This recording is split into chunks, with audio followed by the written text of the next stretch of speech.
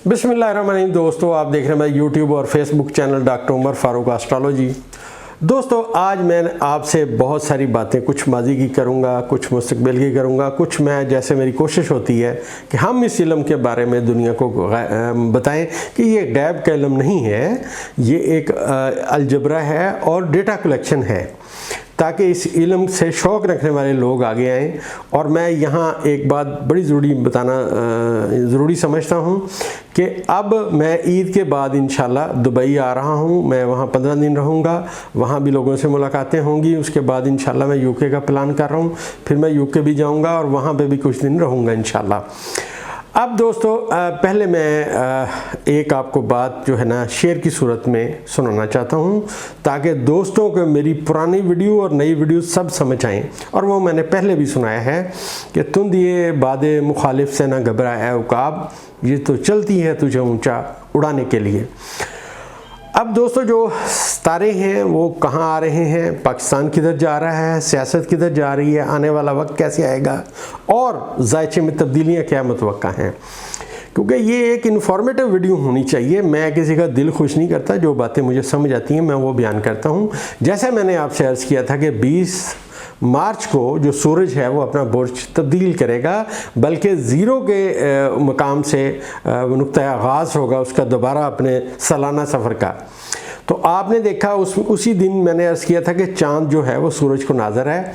International level पे इमरान खान की नाम की गूंज फिर आएगी और उसी दिन कुदरती डोनाल्ड लूप को आपने देखा कि वहाँ सामना करना पड़ा। और आप देखें जमहूरियत की कितनी ताकत है, और उसके बाद वो वहाँ भिगी बिल्ली बना हुआ, उससे बात नहीं आ रही। आप ज़रा उसका इंटरव्यू देखें, उसने क्या क्या कहा। खैर, ये हमारा मौजू नहीं है, लेकिन ये सितारों की जो कम्युनिकेशन है हमने उसकी बात की थी। तो इस जायचे में पाकिस्तानी कौम किधर है, जायचा किधर है, इमरान खान साहब किधर हैं, इसके बारे में जो सितारे हैं वो आते जा रहे हैं। इसमें सबसे पहली बात ये बताता चलूँ कि 23 मार्च 2024 को सुबह 5 बजे पाकिस्तान टाइम के मुताबिक मरीख जो है अपना बुर्ज चेंज करके बुर्ज हौत में आ जाएगा। अब जब ये मरीख यहाँ पहुँचेगा, यहाँ पे जो सियारगान की तादाद है वो दोबारा 4 हो जाएगी। इससे पहले यहाँ 5 हुई, 4 हुई, इस वक्त 3 है। अब 23 मार्च को फिर दोबारा यहाँ 4 सितारे हो जाएंगे। अब ये जो 4 सितारे यहाँ इकट्ठे होंगे इस खाने में, जहाँ ज़ोहल है, जहाँ ज़ोहरा है, जहाँ नेपचून है बैठा हुआ ऑलरेडी, तो मरीख जब यहाँ एंटर होगा तो सूरत हाल ज़्यादा तब्दीली की सिमत में आएगी, लेकिन कुछ बातों में थोड़ी मुश्किलात भी आएंगी, क्योंकि पाकिस्तान के जायचे में मरीख और ज़ोहल का किरान बहुत अहमियत का हामिल होता है। इससे बहुत सारे हमेशा बातें सामने आती हैं। और ये अब जो ये 4 सितारे यहाँ इकट्ठे हुए हैं, और नेपचून का ख़ासकर यहाँ पे जो किरान हुआ है ज़ोहल के साथ होना है, ये अपना काफ़ी सालों बाद मतलब यहाँ होगा, बल्कि आप 100 साल 150 साल इससे भी ज़्यादा बल्कि वक्त जो एग्जैक्ट निकालें तो वो निकलेगा, जिसमें पहले यहाँ पे नेपचून था तो ज़ोहल आया था। अब यहाँ पे जो सूरत हाल है, यहाँ पे जब ये सितारे इकट्ठे होंगे, ये दर हकीकत 2 बातों की सिमत में इशारा दे रहे हैं। मौजूदा हुकूमत जिसने कमर दर अकरम में असम्बली बनी और जनाब धड़ आपको पता है फार्म 45 पे एक हुकूमत, फार्म 47 पे एक हुकूमत कायम कर दी गई, 47 को ख़त्म कर दिया गया।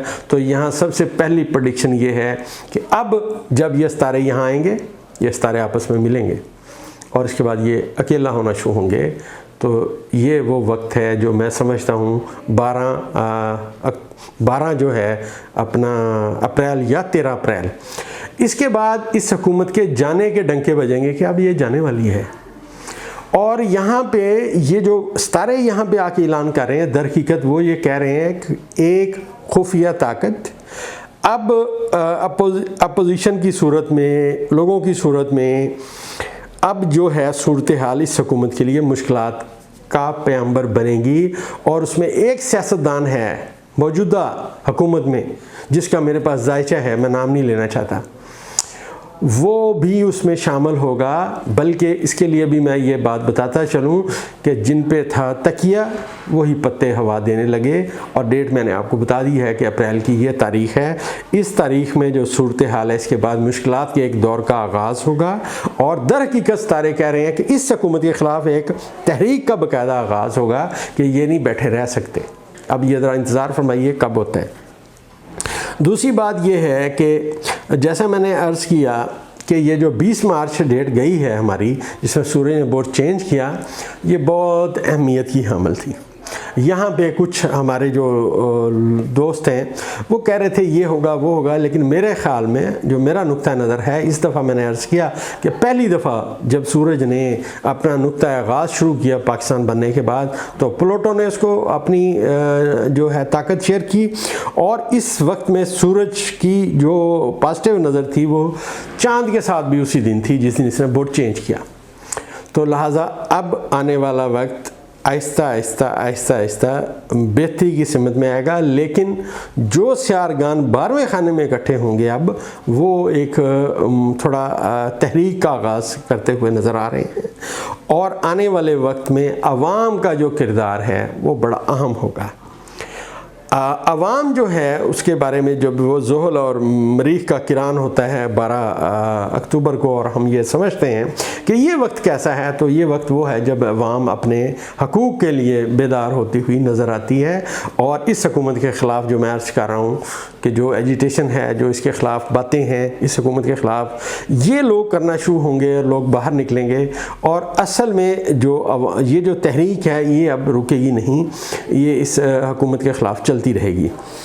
और दूसरी बात यह है, सियारगान जब भी इकट्ठे होते हैं दोस्तों, ये मकाम बड़ा अहमियत का हामिल होता है। अगर ये सियारगान इकट्ठे हों पॉजिटिव खाने में तो उस मुल्क में तरक्की का आगाज़ होता है। अगर ये नेगेटिव खाने में, जैसे पाकिस्तान के इस वक्त 12वें खाने में ये इकट्ठे हो रहे हैं, तो ये मुश्किलात के एक दौर की निशानदेही कर रहे हैं, जो मुझे अंदाज़ा है कि ये किस किस्म की मुश्किलात हैं आवाम के लिए। जो आप देख रहे हैं कि महंगाई का एक सैलाब है, आवाम इससे तंग आ जाएगी, और ये सूरत हाल इस सिमत में सितारे बता रहे हैं जाएगी।